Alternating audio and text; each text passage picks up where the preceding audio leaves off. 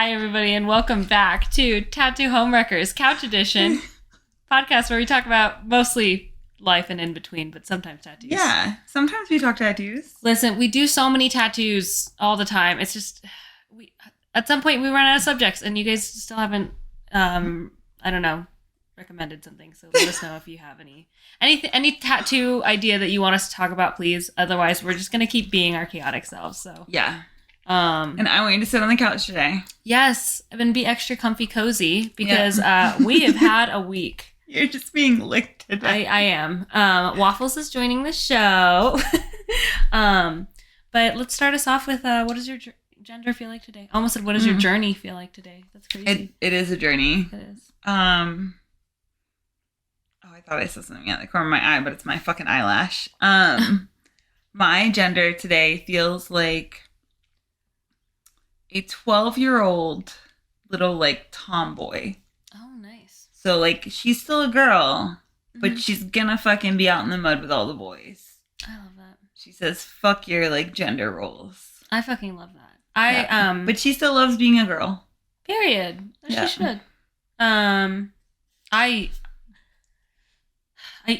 wanted to be a tomboy so bad, but my grandma always picked out my clothes in elementary school, so I wasn't allowed to pick out what clothes I was going to wear up until middle school. It was kind of crazy. And then middle school, I just popped off. And by popped off, I mean I just dressed like Ellen DeGeneres. I didn't know I was a little baby gay. Now I know. I can't believe you didn't know that. I did not know that. I just truly, I wore sweater vests and actual vests and blazers all the time. And I would wear, or My Chemical Romance band t-shirts that were also extra large. Yeah, I don't understand how you didn't know. I don't know. Sometimes you just don't know. I wasn't surrounded by that. But my gender today feels like boss bitch, CEO woman, exhausted. And this is the behind the scenes. Everyone's like, oh, she has her shit together. But behind the scenes, she's eating coconut macaroons for breakfast and trying not to order Taco Bell and in sweatpants. And you didn't. And she's off duty. And I did not order it, so I'm feeling good. We both just made like a weird noise, like it was about to fall off the wall or something. Well, to be fair, whenever it gets windy, Waffles is making her journey over. Yes. Wow, she picked someone.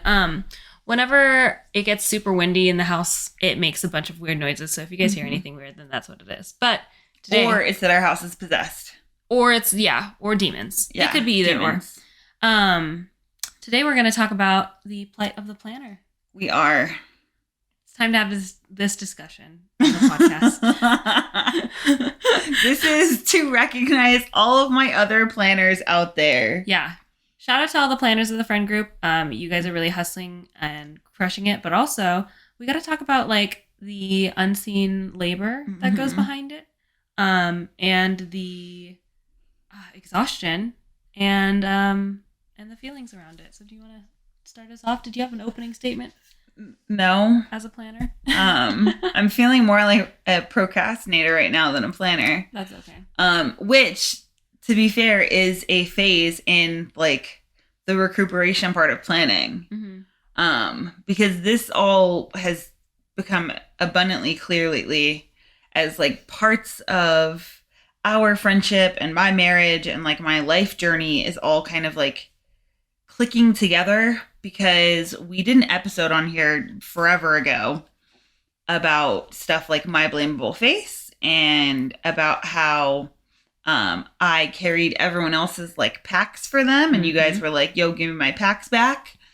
And lately Caboose has started managing at his job and comes home and talks about like the stuff that's going on, and I'm staring at him like, okay, so you know what it's like to be a woman, to like ask someone to do something, then for them to not do said thing, for you to have to keep going back every like couple days, whatever. Totally. And be a human alarm to just remind them of what it is, but then also deal with the negative repercussions when they feel like upset or insulted that like you either are calling them a liar by asking them if they've done it, or that you are a bad person if they I love that you said Eeyore was too chaotic, and then you still bring him on. Well, you know what? It was just in case I needed him, and I think I need him Because if Waffles is not going to snuggle me, then I'll snuggle Eeyore. Incoming. Yeah. Anyways, yeah. So he's dealing with what it feels like to be a woman. What it feels like to be a woman. And then to be really clear, obviously I'm not completely gendering that in that sense, but we do know that invisible labor, like household duties, all of that responsibility, that pressure is more so put on like women than it is men. Absolutely. And well, I mean, it's also seen in friend groups, I feel like. And it's hard to, I think for people who haven't had this discussion before, it's hard to recognize who's the planner in your friend group if you haven't like really sat down and talked about what the planner has to go through in order to get the whole group going and, you know, have a journey or our coffee machine's going off. Have a hangout planned, because it also happens in family dynamics. It does. Just ignore it. It's fine. It's fine. She's making a lot of noises. This happens a lot now. Well, if you guys, you know what, if we continue to do our podcast episodes downstairs where all of our appliances are, I'm sorry. Yeah. This is just how it is. We're trying to be comfy cozy. It's because we make coffee right before the episode and then forget to turn the coffee maker off. Yeah. He's not done. Now he's done. Okay, Maybe. Continue.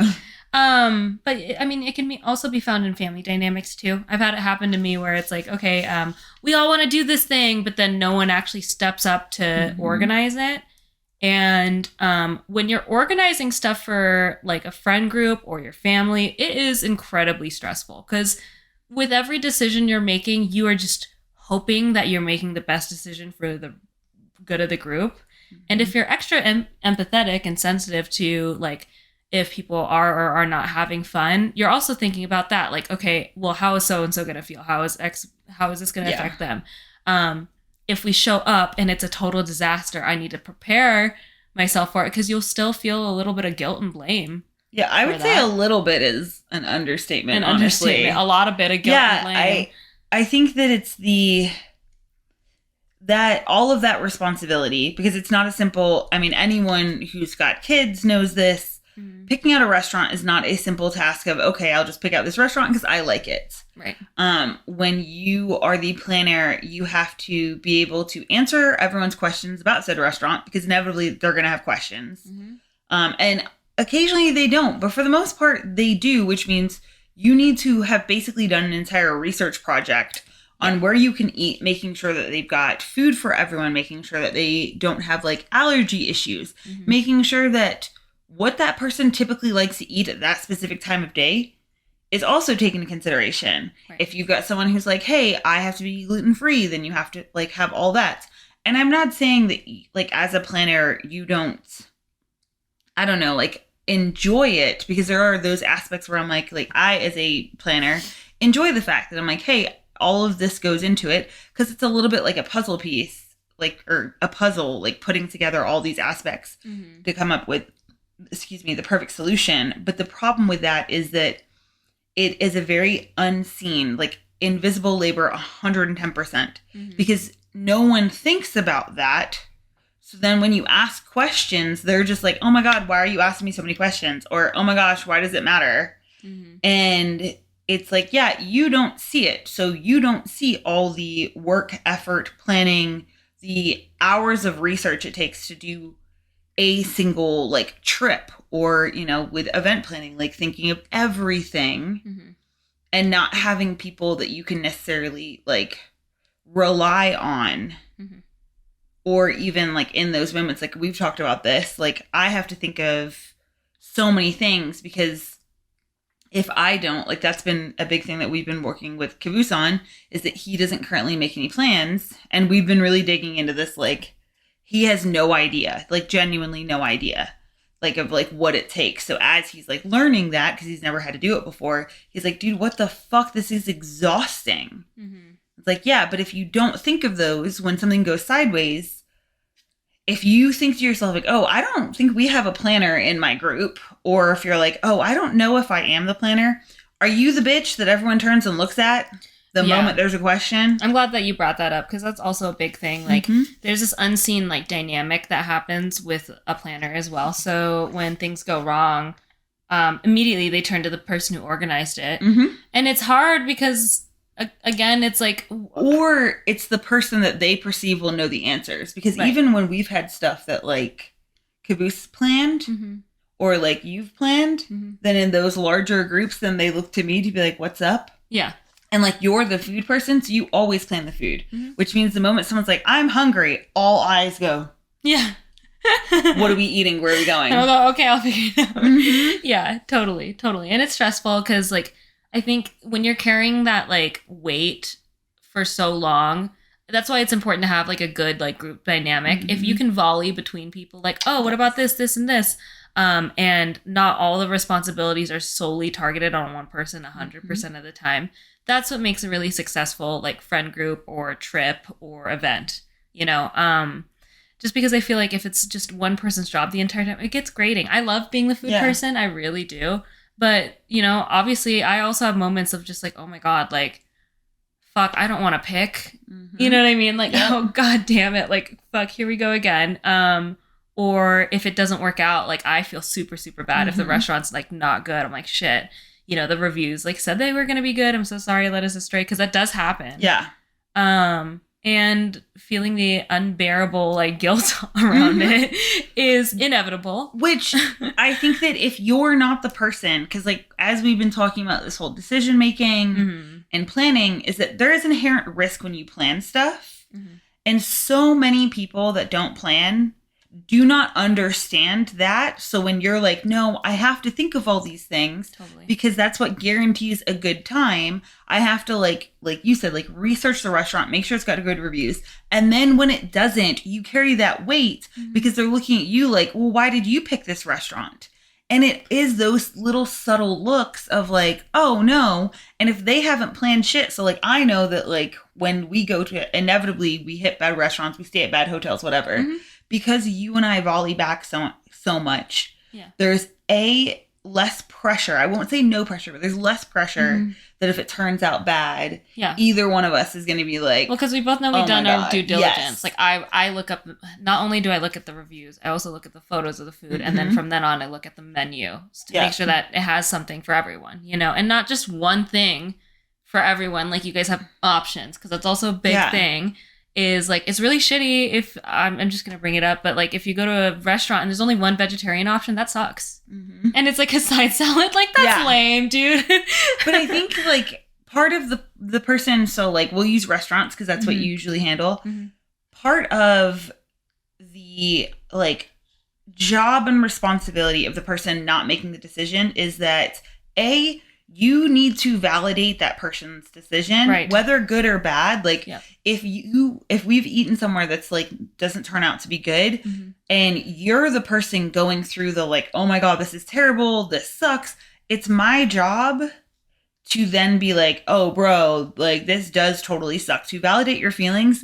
But then when you want to vent and like what you'll do is you'll show me pictures, like, no, see, it looked good.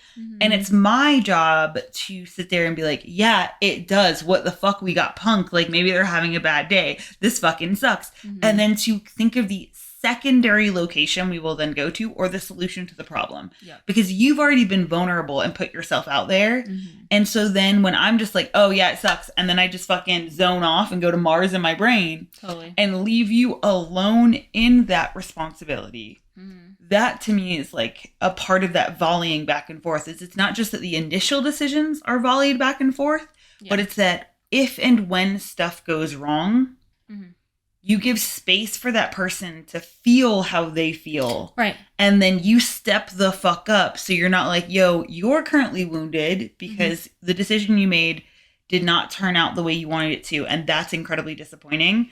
Now it's on me to make that same vulnerable choice of going and doing it. No, yeah. I think a great example of that would have been, I booked us a trip to Bellingham because I was getting tattooed. And I went to this... I picked this Airbnb out because it seemed like quirky, but like it had great reviews. He's a super host, but you guys know how Airbnbs work. Sometimes it's like super host, 5 stars, and you get there and you're like, what the fuck?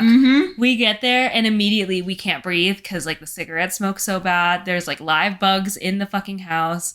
Like everything is just there's bugs in the toilet. Bugs in the toilet. It's dirty as fuck.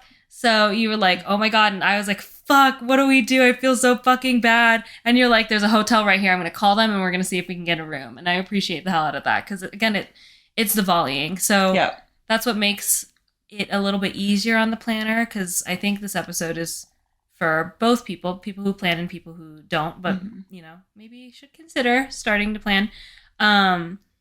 Of like, if you're a planner, we see you and we hear you. We know how stressful it is. And we also know how I guess, like, I don't know if fragile the word is, but vulnerable. Yeah. The whole thing is. Because the second that, like, you put in so much effort into planning things, or, like, people wonder why, like, all the moms of your families are so fucking stressed out on holidays. And they're like, oh, well, mom is just making it so stressful.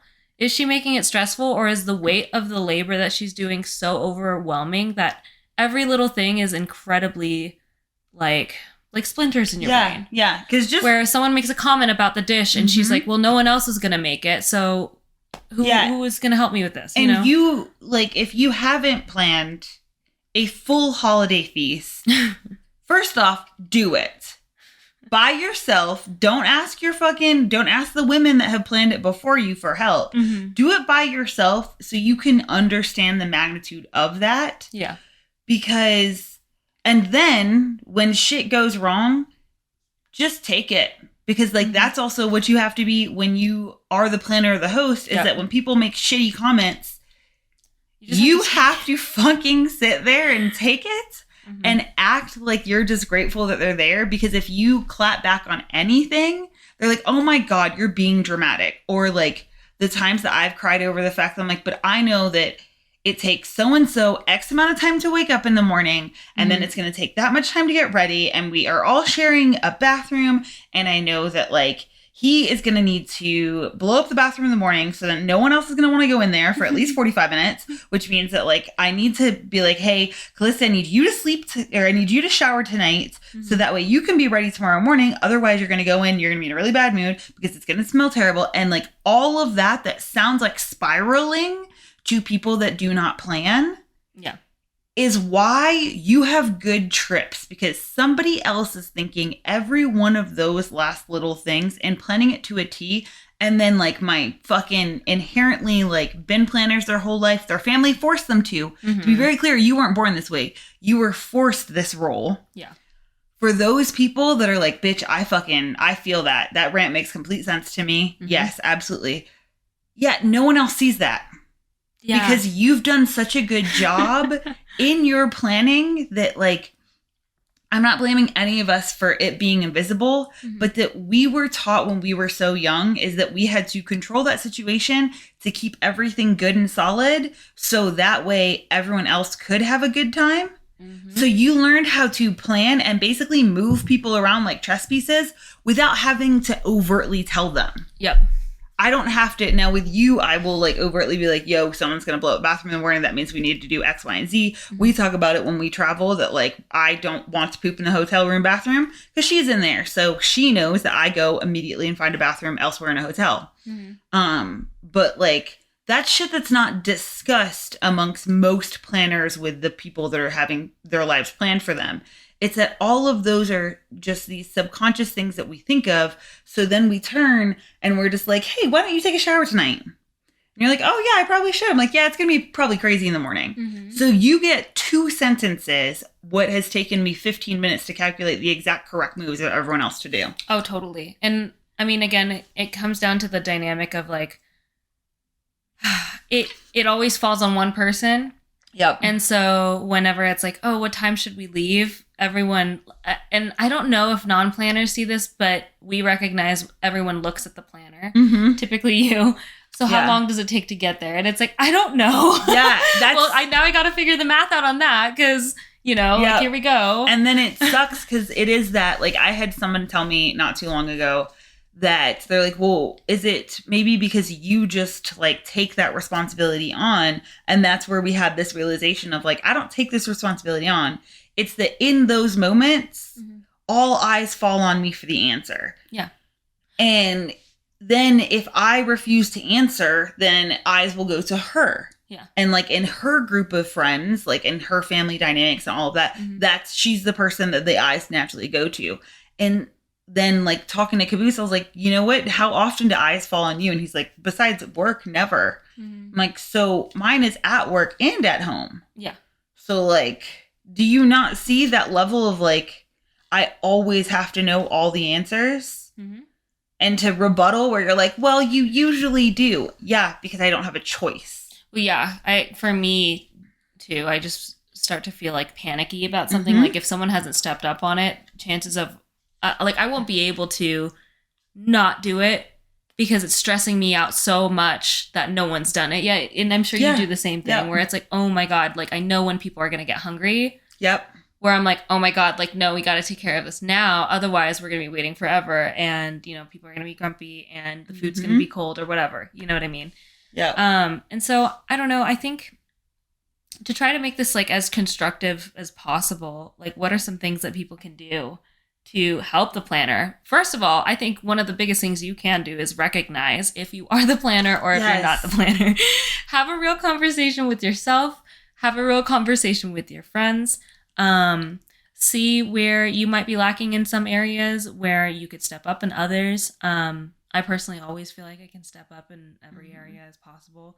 But we talked about this a little bit. And this might be controversial, if you think you're good at something, you might not be. So maybe just double, triple check. Well, yeah, I would say in this, without even asking your friends first, just because I'm not sure that I would be able to have an honest conversation with most of my friends about the fact that I'm like, look, I fucking plan it, or like, I know the planners in my life and can look, because it is that moment that like when you're in that group dynamic, you see who everyone's like looking at.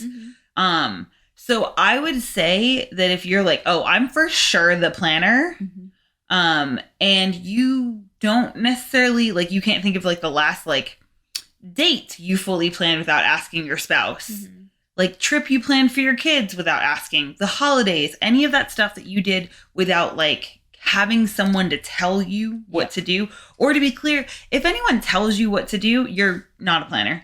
But it's to look at your, like, to remove yourself from these situations, like internally, and to look around the next time something's being asked at work or at home, that like when there's a question, who are they going to? Who are your kids going to? Who are your friends and family going to in those moments?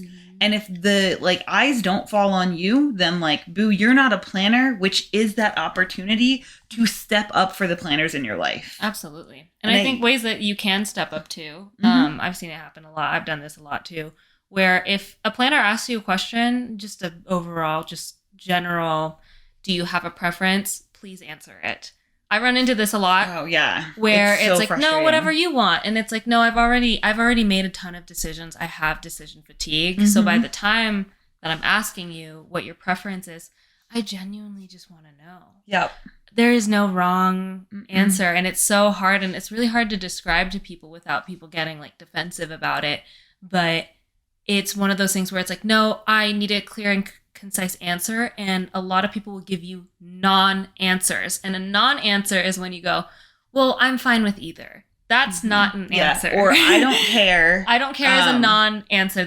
That's not an answer. Yeah, because you just unlock something for me then.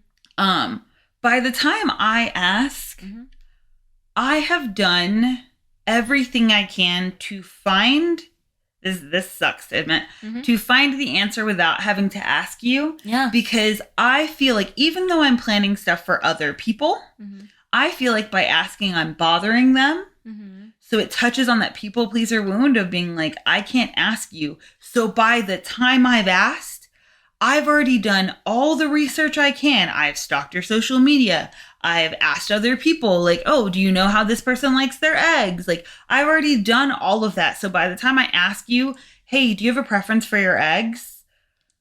I just want to fucking answer, because the reason I have decision fatigue is because I've already spent God knows how long trying to get this answer. And for you to be like, no, I don't care. However you want to serve them. Bitch, just fucking tell me. I'll know it in the future, so that I never have to ask again. Otherwise, when you basically are just kicking that problem further down the line and to me again. To be like, no, I trust whatever decision you make. unless I have like 100% built that and had that conversation with you where I'm like, yo, like with her, I know that if she says I don't care, I'm like, dope.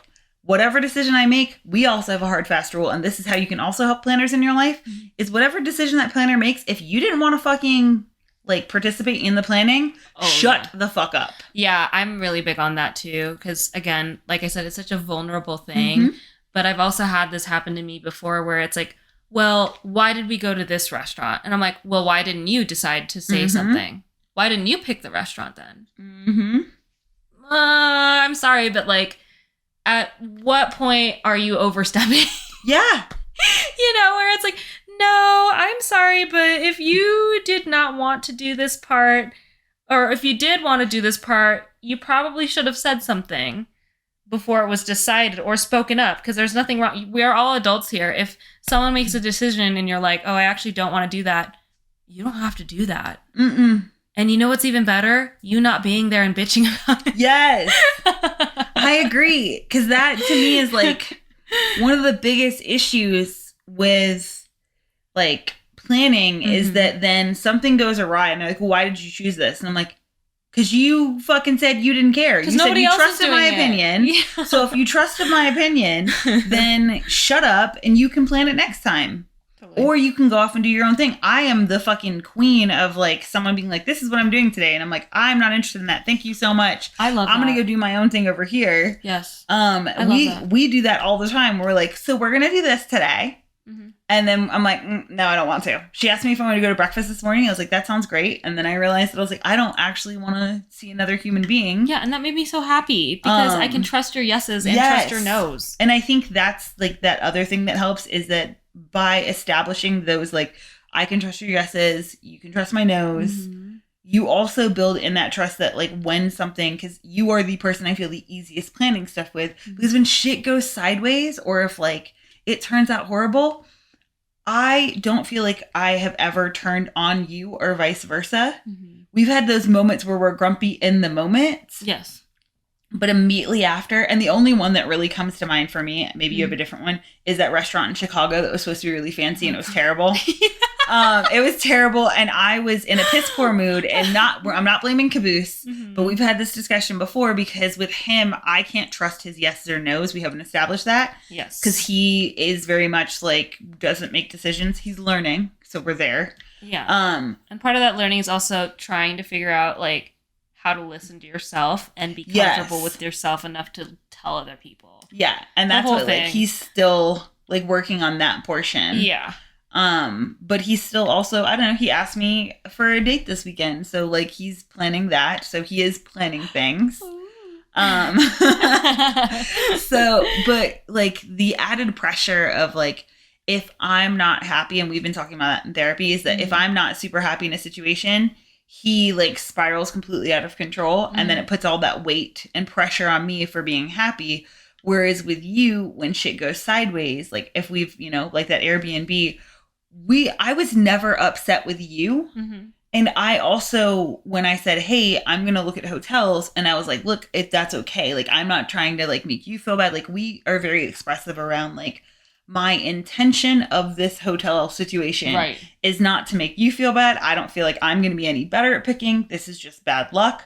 I just know that I have an account with them. Right. So we might as well. I can get a discount, and that's why I'm going to handle it. And then you're like, okay, but I'm paying. So that way, like, I feel good. And I was like, okay, if that's like what it takes. So we talk a lot about and like give room for the feelings that someone can have where like I acknowledge that you feel bad in that moment. Like you did it to me at Disney last weekend when we were in the Cars line for 3 hours because the Cars, like the radio, whatever the fuck that ride is. Yeah, Radiator Springs. Yes, Radiator Springs. I think I think it is. Yeah, Radiator Springs Racers. Yeah, there we were in line and it was like torrential downpour and we hadn't stopped to like have lunch. So now we've learned that lesson that we need that time. But everyone was like obviously tired. And for me, any sort of like discomfort on other people feels like anger. Like it feels like they're mad at me.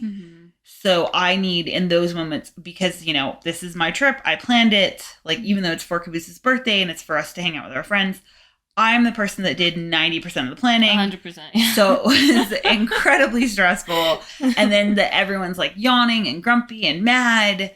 And even though like logically I can be like, they're not mad at me, any feeling that someone has of discomfort still comes with a big weight of, I am going to be heavily punished for this. I'm responsible for this. Yeah. I'm responsible for this because that's how it was taught to me in childhood.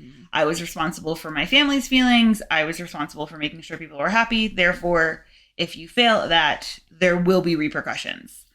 And you were really good in those moments because, like, there was a point, not trying to throw Kubiso under the bus. Him and I just don't have the same communication that we have yet. We are getting there. Totally. But there was a point when, like, I looked at you and I was like, I feel really bad. And you're like, I also want to be here. So fuck it. Like, they're adults.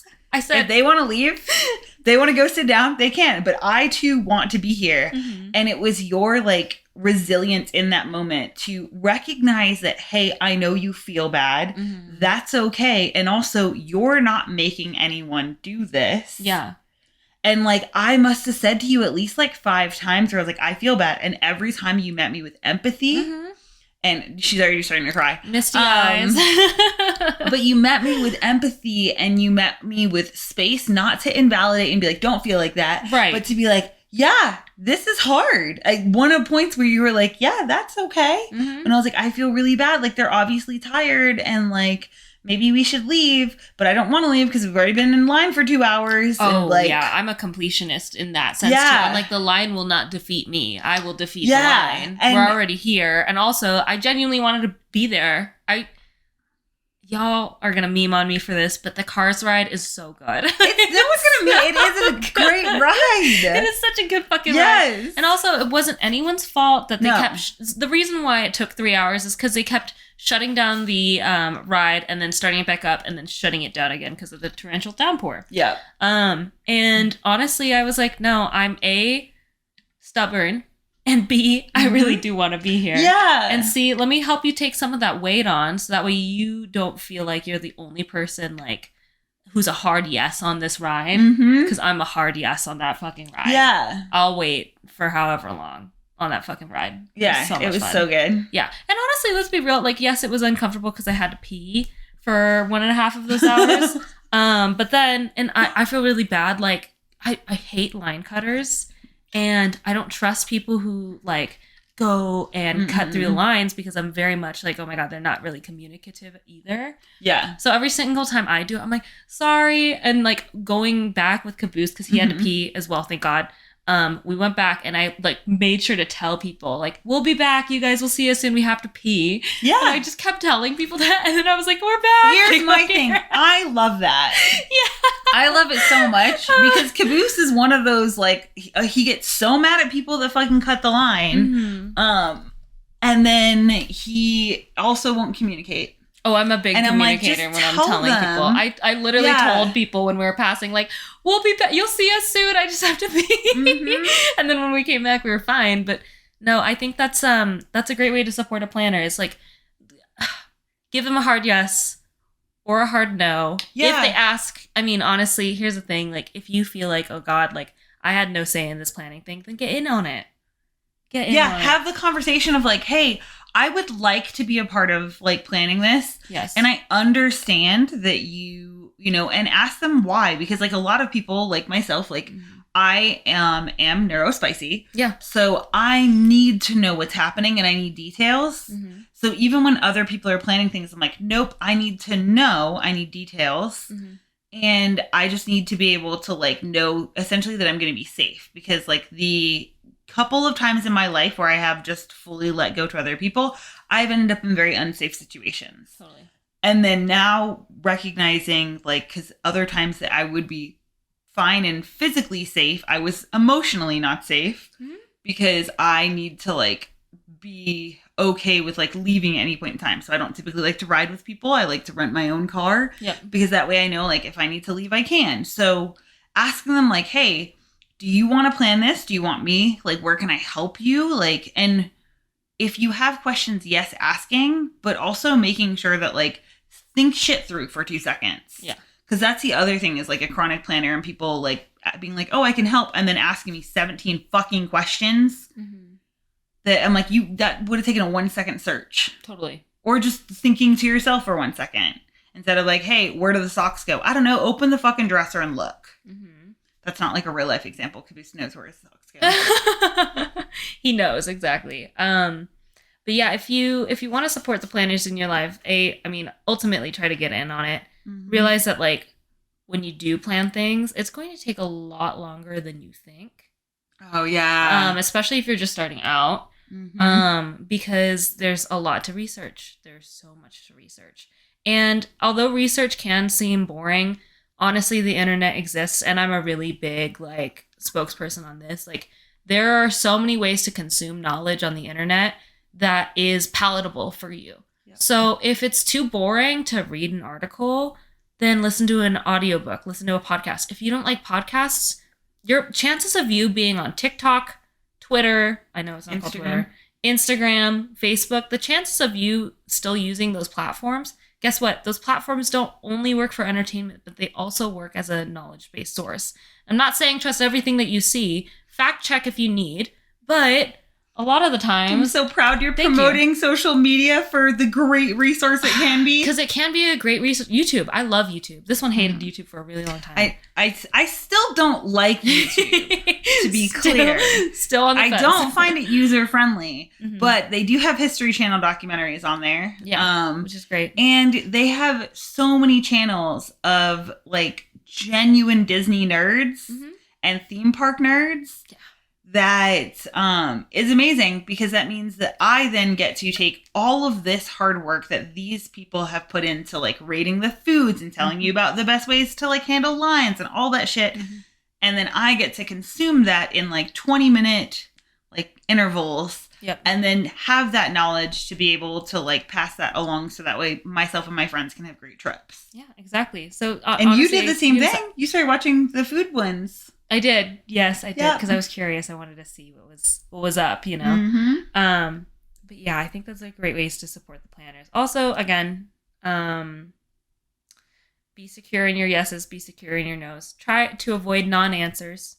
I can't think of another way to support a planner, actually. I feel like I would say it's also giving them space. So after like a trip,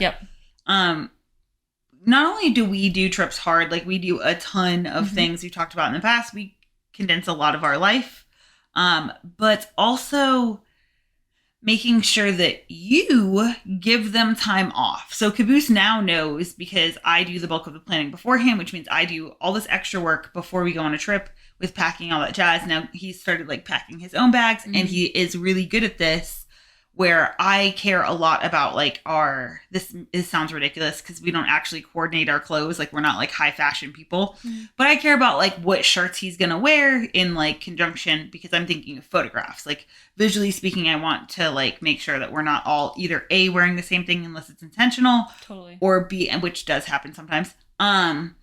Or that basically we're all like clashing. We look like we're from like different movies and we're like, wait, what the fuck is going on? Right. So now, before I would pick out his clothes because it was just easier. And now he is like, hey, I have these. This is what I'm thinking about wearing. And because I think of all those extra things that he's still like learning to think about, where I'm like, okay, well, it's going to rain this day. What shoes are you wearing? Do we need to waterproof those?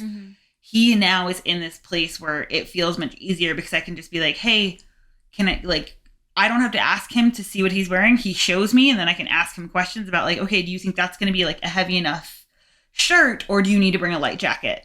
And he doesn't get defensive with it either, which is huge for me, because then I can have those thoughts and then I'm not mulling over them, like chewing over them, being like, oh, still fuck, how do I get this out of the side of my brain? Yeah. And it's teaching him. So then the next time he's like, yeah, I figured this shirt would be better because it's going to be a little bit like cooler in the evenings. And then I know that we're building that trust where I can make dope. That's it. Yep. That's and then when we get back from a trip, I do not have to like resume normal activities for at least 24 to 48 hours. Yeah, because honestly, dude, when you come back from a trip, it is brutal. I'm so happy we started introducing like rest days after a trip, because those are, I never want to go back to work right after a trip ever again. No, thank you. I'm good. Yeah, because we go hard, and there's so much work that happens before it. Yeah. It's just the same thing with like the events at the shop where like, nope, the next day, dead to the world. And Caboose knows that like I gave everything I can to planning this, that I cannot be functioning the next day. So then I do some planning beforehand to make sure that like I've got stuff situated. So I'll get either groceries delivered or the house will be extra clean. Yep. But then he also knows that and is like, okay, it's my job to take care of you. And like you do the same thing where you're like, no, she needs water. Give her something. She needs this. She needs that. So like everyone then kind of says, okay, hey, we understand you put in all this effort. So now here we are after the fact to make sure you can recoup. Yep. Period. Yeah. So like the day after Christmas for all the fucking mums and grandparents and all the planners out there should be a day where they do jack shit. Yeah. Don't make them, everyone leaves them alone. Don't make them make the decisions, honestly. And there's nothing wrong with like asking. I'm a very big contender of like, maybe don't just assume that things are happening. Maybe give them options. Yeah. Hey, I was thinking about either making dinner or ordering out, and here are your options for ordering out. What do you think? Or I can make this for dinner. But no pressure if you don't like any of those. Yeah. You know what I mean? Like, I think it's what makes successful planning, too, between the two of us is that not only do we go through the gameplay of, like, how we made the decision, but, like you said, we're giving each other space. So we're also narrating it. Like, this is how I feel. I don't want you to feel this way. How do you feel about it? This is why I'm going to make this decision. Just kind of outlining. And just open that conversation up. Because it's not fun. Especially when it comes to like partner situations, you guys should be pretty well balanced in terms of that. But live your life how you want to live your life. I don't know. Maybe don't ask me. I'm the single one. I don't know. I would say our partnership is one that a lot of people have mentioned being envious of. So I think that yes, probably take that advice and run with it. Because that's also what is allowing me to be the happiest in my marriage I've ever been. Because by taking the ways in which we communicate and applying it to that, it's then allowing me to see him as a whole person and not just as like a puppet that I have to tell things to do. Absolutely. And like he's discovering that as well. Because as he's able to speak up about his opinions on things, and I'm like, holy shit. He's really blossoming. He is. Our own Regina George. Okay, so on that note, what's your win for the week? Oh, my win for the week is taking time to actually fully rest. And lately I haven't been feeling guilty about not accomplishing things because we've done a lot. So typically I think a year ago I would be really guilty about like just taking up until noon to like be in bed. And now I'm like, no, I deserve like an actual good rest day so that way I can, this is stupid, recharge. Because all robots need to recharge anyways. Thank you. Yes. And you said you wanted to be a robot, so now you're a robot, but you have to recharge. I am, and I'm charging right now. And I feel good about it. That's my win for the week. What's your win? My win for the week is really sitting in a place of gratitude with our business, that we have a beautiful business. Didn't we hit like 150 request forms? We did, yes. We had 150 request forms. We're just, look at it. I'm at a loss for words because it's so special. It really is. I am so grateful that we have a business that people feel safe in, that we feel safe in, and that really feels like it is a accumulation of our values. Absolutely. And people are responding to that. They're responding to that. Crazy. It's so beautiful. I'm so grateful. You taught your first painting class last night. I did. That should also be part of my wins. I was terrified. I've never taught a painting class before, and it was the second time I painted that painting. But I actually think it went quite well. It did. Yeah. It was really good. And everyone had fun. I think people had fun. And they also had, like, it was great because, like, we could also talk to each other. You know what I mean? And it was fun, like, talking to people while they were painting and, like, actually hanging out with people without, like, me stabbing them. It was a really good time. So, yeah. Oh, well, go us. Thank you guys for listening to Plight of the Planner. Sorry if this one was a little bit painful. Let us know what you think about it. And if you're the planner, tell us about the craziest trip you've ever planned. And if you're the non-planner, tell us about things that you want to be better at. So yes, I would love to hear that. Absolutely. All right, guys. Well, we'll see you later. Love you bunches. I forgot how we sign off. I don't We normally just say sign us off. bye. Okay. Bye.